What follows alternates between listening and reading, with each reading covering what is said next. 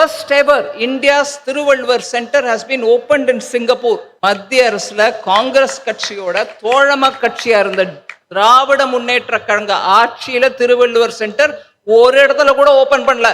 பண்ணது Modi. Free language policy, delimitation, இப்படியாக நம்மளோட திசை திருப்பறதுக்கு முயற்சி நிறைய நடக்குது. மத்திய அரசின் மூலமாக இது மாத்திரம் இல்லை, இன்னும் நிறைய தமிழ்நாட்டின் முன்னேற்றத்துக்கு நாங்கள் உழைக்க கட்டுப்பட்டு இருக்கோம். I want to tell you this. எல்லா அமைச்சர்களும் உட்கார்ந்து எடுக்கக்கூடிய தீர்மானம். அதுல காங்கிரஸ் இருக்காங்க, டிஎம்கே இருக்காங்க, கம்யூனிஸ்ட் இருக்காங்க, தெலுங்கு தேசம் இருக்காங்க, ஒய்எஸ்ஆர்சிபி இருந்தாங்க, இன்னைக்கு காங்கிரஸ் ஃப்ரம் கர்நாடகா ஒரு தெலுங்கானா எல்லாம் இருக்காங்க, வெஸ்ட் பெங்கால் இருக்குது. எல்லாரும் சேர்த்து எடுக்கிற டிசிஷன்ல ஏதோ ஒன்று கம்ப்ளைண்ட் பண்ணணும் அப்படின்னு வந்த உடனே ஓ மோடி கவர்மெண்ட் தான் அப்படி பண்ணிடுச்சு. அங்கே உங்க ஸ்டேட்ல இருக்கக்கூடிய ஃபினான்ஸ் மினிஸ்டர் கேளுங்க, ஐயா நீங்க போய் என்ன எதிர்ப்பு தெரிவிச்சிங்களா, ஆனாலும் அவங்க கொண்டு வந்தாங்களா அப்படின்னு கேட்கணுமா இல்லையா? அதெல்லாம் ஒன்றும் பண்றது இல்லை. உடனே சென்ட்ரல் கவர்மெண்ட் எப்படி நீ பண்ணின, ஏழை மக்களுக்கு வேணுங்கிற தேங்காய் எண்ணெய் மேல எப்படி போட்ட, பார்லே பிஸ்கட் மேல டாக்ஸ் போட்டா போடல, அவன் சொல்றான் அவ்வளவுதான். யாரோ ஒருத்தர் சொல்றாங்க பார்லே மேட்ட போட்டாங்க, ஏழை மக்கள் டீயோட சாப்பிட்ற பார்லே பிஸ்கட் மேல யாரு போட்டாப்பா? போடலையே. ஒருவேளை போட்டிருந்தா கூட எல்லா அமைச்சரும் உட்காந்துருந்தாங்க, ஒருத்தர் தான் கிடைச்சார சொல்றதுக்கு. உங்களுக்கு வணக்கம், நமஸ்காரம், good evening to everybody here. Union minister வந்திருந்தார் அஸ்வினி வைஷ்ணவ். இந்த பிஎல்ஐ ஸ்கீம் எல்லாம் இருக்கட்டும், அவர் இன்னொன்னு சொன்னார், மேஜர் எலக்ட்ரானிக் மேனுஃபேக்சரிங் கிளஸ்டர்ஸ் நம்ம நாட்டில் 2 கட்ட போகிறோம். அதில் ஒன்று குஜராத்தில். உடனே சொல்லுவாங்க ஓ குஜராத்தா, சரி இல்லை. 2வது தமிழ்நாட்டில் மேஜர் எலக்ட்ரானிக் மேனுஃபேக்சரிங் கிளஸ்டர். அதுக்கு மத்திய அரசின் மூலமாக 1100 கோடி 1100 crores is being allocated through the budget. அது யார் பணங்க, எங்க வருதுங்க? தமிழ்நாட்டுக்கு வருதா இல்லைங்களா? இது மணலூர்லயும் பிள்ளைப்பாக்கத்திலையும் வருது போட்டிருக்கு. சரி, அதுக்கப்புறம் பாலிசி சப்போர்ட் கொடுத்துட்டே இருக்கும். நெக்ஸ்ட் சொல்லிடுறேன், automobile auto components, second largest number of manufacturing units under automobile and automobile components which receive PLI auto schemes. Second largest is in Tamil Nadu. அதாவது இத்தனை அப்ளிகன்ஸ் வந்த போது கூட second largest PLI recipients are in Tamil Nadu. 82, there are 82 approved applicants with 257 manufacturing units under PLI in auto scheme in India, of which அந்த 82ல 46 தமிழ்நாட்டில் இருக்கு. அவங்க எல்லாருக்கும் PLI சப்போர்ட் கொடுக்குறோம். அதே மாதிரி ஒரு ஃபியூச்சரிஸ்டிக் அட்வான்ஸ்ட் கெமிஸ்ட்ரி செல்ஸ். இப்போ சோலார் பவர் வருது, ஆனால் ஸ்டோர் பண்ணுறதுக்கு பேட்டரி இல்லை, லித்தியம் அயன் பேட்டரிஸ் கொண்டு வரணும். இதெல்லாம் ஹை எண்ட் கெமிஸ்ட்ரி. இதுக்கு தேவையான ACC battery, high end advance chemistry battery cells அமைக்கிறதுக்கு 4ல் 1 மேனுஃபேக்சரிங் யூனிட் இந்த மாதிரி பெனிஃபிஷரி PLI பெனிஃபிஷரி பெறக்கூடிய advance chemistry cell operating companies are in Tamil Nadu. அவங்க எல்லாருக்கும் PLI கிடைக்குது தமிழ்நாட்டு மத்திய அரசுலேருந்து. இதுக்கும் பாலிசி சப்போர்ட் நிறைய பண்ணியிருக்கிறோம். I don't want to expand on that. Port led development, எங்கெங்கெல்லாம் சீ போர்ட் இருக்கோ அங்கெல்லாம் நம்ம டெவலப் பண்ணணும் அப்படிங்கிற அந்த திட்டத்தில் blue economy and also creating ஆப்பர்ச்சுனிட்டிஸ்ன்னு பார்த்தா தமிழ்நாட்டில் 3 மேஜர் போர்ட் இருக்கு, பல மைனர் போர்ட்ஸ் இருக்கு. எனக்கு நல்ல ஞாபகம் இருக்கு, நான் 2023 கொரியா போயிருந்த போது அங்கேருந்து கொரியாலேருந்து மரைன் ப்ராசஸிங் யூனிட்ஸ் இருக்கவங்களை கூட தமிழ்நாட்டுக்கு அனுப்பி நீங்கள் போய் பாருங்கன்னு சொல்லி அங்கே இருக்கக்கூடிய ஆப்பர்ச்சுனிட்டியை பாருங்கன்னு சொன்னேன்.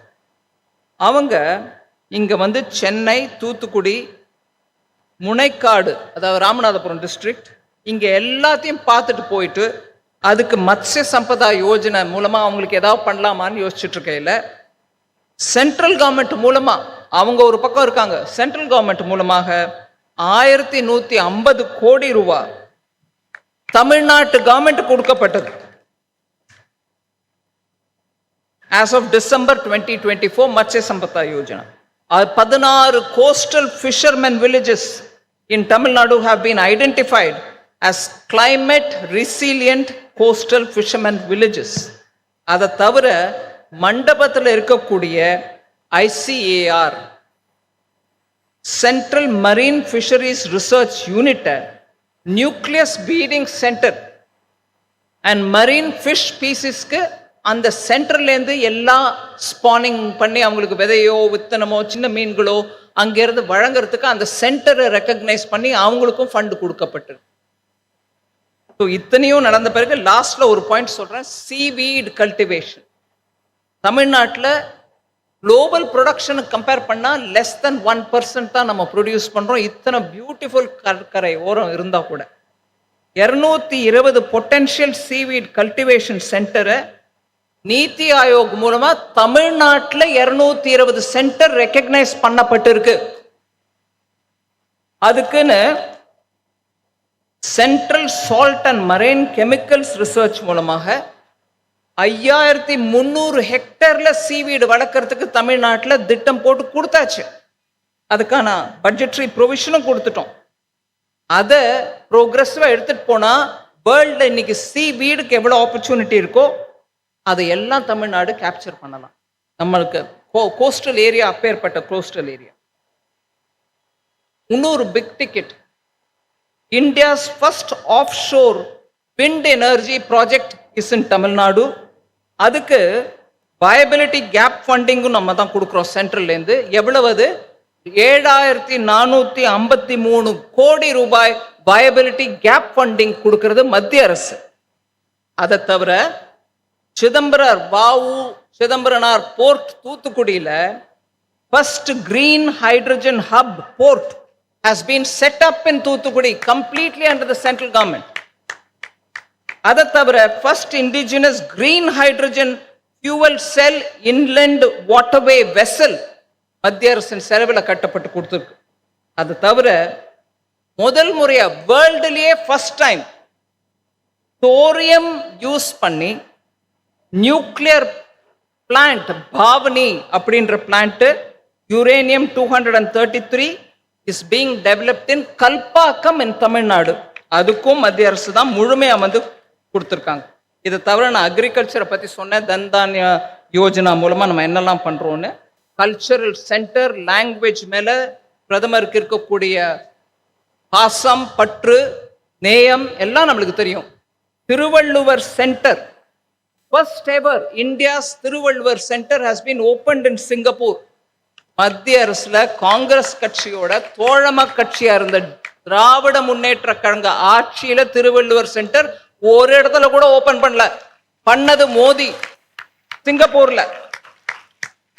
அதை தவிர காசி தமிழ் சங்கமம் 2வது முறையா நடந்த போது கண்ணில்லாத மக்கள் படிக்கக்கூடிய பிரெயில் லாங்குவேஜ்ல திருக்குறளை தயார் பண்ணி யார் வேணாலும் படிக்கணும், கண்ணு இல்லாதவங்க கூட திருக்குறளை படிக்கணும்னு அதை லாங்குவேஜ் டிரான்ஸ்லேஷனும் பண்ணி கொடுத்து, அதை தவிர மணிமேகலை நம்மளுடைய வந்த காவியம் சங்க இலக்கியத்துல ஒண்ணு, அதையும் கூட தமிழ், அதை தவிர இதர லாங்குவேஜ்ல கூட டிரான்ஸ்லேட் பண்ணி ரிலீஸ் பண்ண காஷி தமிழ் சங்கம்.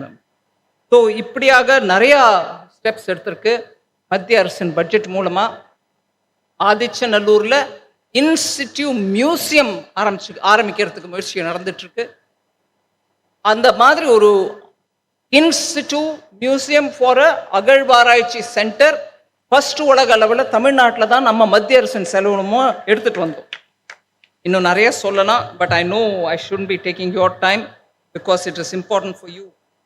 நம்ம தமிழ்நாட்டில் இன்னும் எத்தனையோ பண்ணுறதுக்கு இருந்தாலும் கொஞ்சம் ஃப்ரீ லாங்குவேஜ் பாலிசி, டீலிமிட்டேஷன், இப்படியாக நம்மளோட திசை திருப்பறதுக்கு முயற்சி நிறைய நடக்குது மத்திய அரசின் மூலமாக.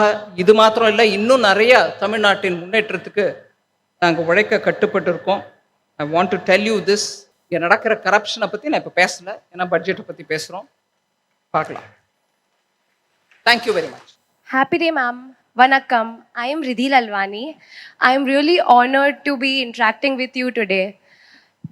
So my question to you is, Englamari young girls who aspire to come to politics and be like you one day, neenga mentor session edukringana unga advice enna irukum? Because ரொம்ப பேர் நினைக்கிறாங்க politics ரொம்ப டர்ட்டியாக டஃப்பாக இருக்கும், specially விமென்காக. So what is your advice for them? இதை பற்றி நீங்கள் என்ன சொல்ல வேண்டி இருக்கிறீங்க மேம்? நிறைய விமன் வந்த பாலிடிக்ஸ் க்ளீன் ஆகிடும்.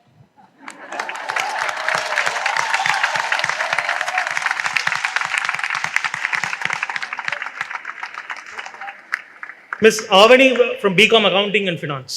Happy day, ma'am. First of all, I'm really grateful and blessed to see you this close. நான் என்ன கேட்க விரும்புகிறேன்னா, you have been the face of union budget. நீங்கள் தான் இந்த union budget represent பண்ணிட்டு இருக்கீங்க for a long time. Also, you have been in top in the list of the most powerful women in India. I would like to ask, especially you receive a lot of appreciations and criticism. Especially after union budget presentation, you receive a lot of scrutiny from all sides. From economists, politicians, opposition, public, media, everywhere. How do you handle this criticism, ma'am? Eppadi handle pandreenga in the criticism? How do you maintain your policy and decisions? Because as you said, it was easier for you to convince the PM than the system. Thank you. Part of the job is to listen to the criticism and see if it can be worked on. So I take it as it comes. இந்த questions மொத்தம் ஒரு 1500 questions நம்மளுக்கு வந்து அதில் top ரிப்பீட்டடாக கேட்ட questions மட்டும் filter பண்ணியிருக்கோம். ஜிஎஸ்டி இம்ப்ளிமெண்ட் பண்ண அப்புறம் நாங்கள் முன்னாடி இருந்ததை விட வரி அதிகமாக கட்டுறோமா கம்மியாக கட்டுறோமா, தோ ரெவென்யூ நியூட்ரல் ரேட் கம்மியாக இருக்குது அப்படின்ற ஒரு சிஏ பெர்ஸ்பெக்டிவில் பார்த்தாலும் நிறைய மிஸ்கன்செப்ஷன்ஸ் இருக்குது. இதை எப்படி நம்ம தெளிவுபடுத்துறது அப்படின்ட்டு ஒரு 54 பேர் கேட்டிருக்காங்க. நிறைய என்ன இருக்குது? தி மிஸ்கன்செப்ஷன்ஸ் அட் போஸ்ட் ஜிஎஸ்டியை பற்றி with the certain authority நான் சொல்லணும்னா, ரேட்டு இன்க்ரீஸ் ஆகலை இன்ட்ரடக்ஷன் ஆன பிறகு அது இன்னும் குறைச்சலாக இருந்தால் நல்லா இருக்கும் அப்படின்னு நினைக்கிறவங்களுக்கு எஸ் இன்னும் குறைக்கிறதுக்கு முயற்சி பண்ணலாம். பட் பொய் பிரச்சாரம் பண்ணுறவங்களுக்கு நான் சொல்ல விரும்புகிறேன், ஒரு ரேட்டு கூட இன்க்ரீஸ் செய்யப்படவில்லை. Let's be sure on that. You want it to be reduced further, will try, we will make sure we bring down at least common people using daily utilized items. But poi pracharam பண்றவங்களுக்கு திட்டமா நீங்க சொல்லணும். I know a lot of people are putting out in social media, ஜிஎஸ்டிக்கு முன்னாடி என்ன rate இருந்தது இப்போ எவ்வளவு இருக்கு அப்படின்னு போட்டுட்டு இருக்காங்க. கொஞ்சம் நம்ம ஸ்ரத்தையா அதை பார்த்தோம்னா நம்மளுக்கு புரியும். பிரச்சாரம் பொய்.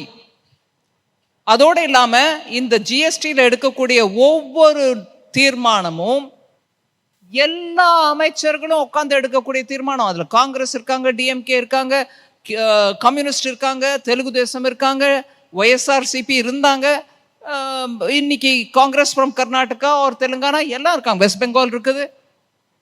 எல்லாரும் சேர்த்து எடுக்கிற டிசிஷனில் ஏதோ ஒன்று கம்ப்ளைண்ட் பண்ணணும் அப்படின்னு பண்ண உடனே ஓ மோடி கவர்மெண்ட் தான் அப்படி பண்ணிடுச்சு. அங்கே உங்கள் ஸ்டேட்டில் இருக்கக்கூடிய ஃபினான்ஸ் மினிஸ்டர் கேளுங்க, ஐயா நீங்கள் போய் என்ன எதிர்ப்பு தெரிவிச்சிங்களா, ஆனாலும் அவங்க கொண்டு வந்தாங்களா அப்படின்னு கேட்கணுமா இல்லையா? அதெல்லாம் ஒன்றும் பண்றதில்ல. உடனே சென்ட்ரல் கவர்மெண்ட்டு எப்படி நீ பண்ணின, ஏழை மக்களுக்கு வேணுங்கிற தேங்காய் எண்ணெய் மேல எப்படி போட்ட, பார்லே பிஸ்கட் மேல டாக்ஸ் போட்டா போடல, அவன் சொல்றான் அவ்வளவுதான். யாரோ ஒருத்தர் சொல்றாங்க பார்லே மேட்டா போட்டாங்க, ஏழை மக்கள் டீயோட சாப்பிட்ற பார்லே பிஸ்கட் மேல யாரு போட்டாப்பா? போடலையே. ஒருவேளை போட்டிருந்தா கூட எல்லா அமைச்சரும் உட்காந்துருந்தாங்க, ஒருத்தர் தான் கிடைச்சார சொல்றதுக்கு உங்களுக்கு. ஸோ கொஞ்சம் நம்ம இதை கொஞ்சம் ஒரு ஆப்ஜெக்டிவிட்டியோட பார்த்து பேசுறவங்க யாருன்றதை புரிஞ்சுக்கணும். ஒரு அஜெண்டாவோட பேசுறவங்களுக்கு பதில் சொன்னா கூட அவங்க கன்வின்ஸ் ஆக மாட்டாங்க. ஆனா நம்ம திருப்பி திருப்பி சொல்லத்தான் வேண்டியிருக்கு. ஜிஎஸ்டியில் நீங்களும் இருக்கீங்க, நாங்களும் இருக்கோம், எல்லாரும் இருக்கோம். ஒரு ரேட்டு கூட இன்க்ரீஸ் ஆகல. போய் பிரச்சாரம் பண்ணாத, திட்டமா சொல்லணும் நம்ம. Last question, ma'am. In your speech also you have mentioned that while framing a budget, you will consider various parameters including the formation of the new government in US. In US, the DOGE is a new trend, the Department of Government Efficiency. It is now implementing efficiency and cost cutting in government operations. In India, even from 2017, our Prime Minister already started implementation of Aadhaar linking, direct benefit transfer. It has saved more than 3.48 lakh crores. We eliminated more than 40,000 unnecessary compliances, etc. Can we say that is India already ahead of DOGE?